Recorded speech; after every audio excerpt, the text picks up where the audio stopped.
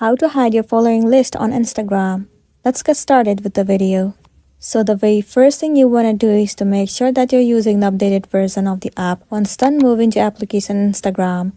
Enter your login credentials and make sure you are logged in into a specific account.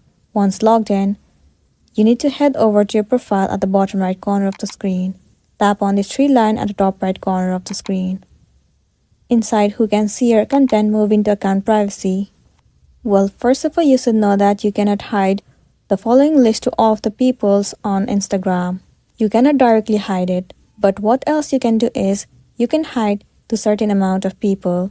For that, what you need to do is, if your account is public account, then simply switch it to private account. Toggle on this button and tap on Switch to Private. Once your account has been switched to private, now all the people who doesn't follow you will not be able to view your following or followers list. It means all of those lists will be hidden and then you'll be good to go. So that's the end of the video. If this video helped you, give it a like and check out our next tutorial. Thank you.